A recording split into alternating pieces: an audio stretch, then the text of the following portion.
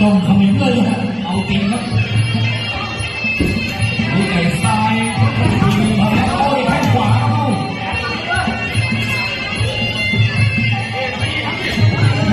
ไทยพยายามไต่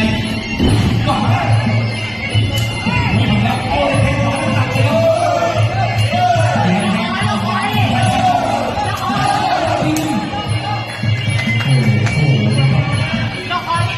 เรียกได้ว่า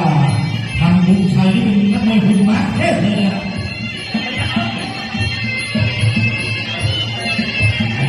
อยู่ที่ว่าทีมพยัคฆ์เป็นว่าจะสร้างจังหวะยังไงนะครับในการเข้าไปทำอยู่ที่วิธีการชกเลยครับ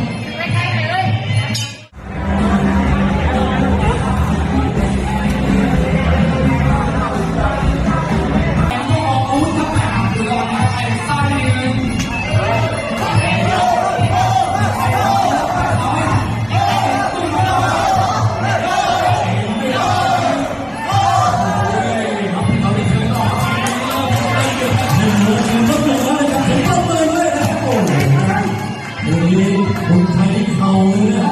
เข่าล้วนๆเลยนะครับในขณะที่ทำไปชัดเองนะเรื่องของอาวุธเป็นของการเตะยังไงครับมาสีเสื้อใหม่ครับสีเสื้อเขียวชื่อต่อไปจะมีอะไรใส่ให้หมดครับเราเลยสรุปว่าเป็นผู้หญิงที่ได้มา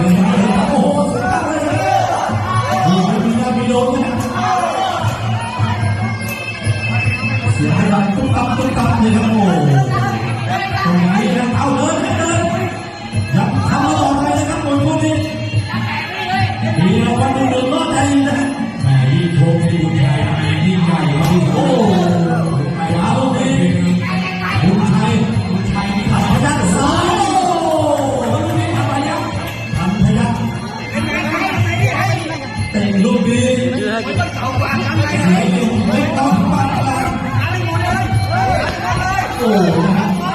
ลูกนี้คุณจักร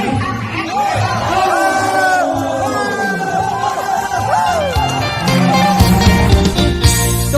ซาเหมือนนายผ้ามากยาเวียนกินกังดังมาสั่งหมอเอาผลยอกอำเตอมาบอกอำเตอมาลีมีมาเมียวเหลียวมาเขียวมาควงเอาผลสำยองตกทองย้อนมันเปลี่ยนมามีควันพุดเข้าในตัวลองพายเขาว่ามันจอพายก่อเอาลุ่มนิพานพายปางเอากลางเห็นไฟทางควนซอยทางนี้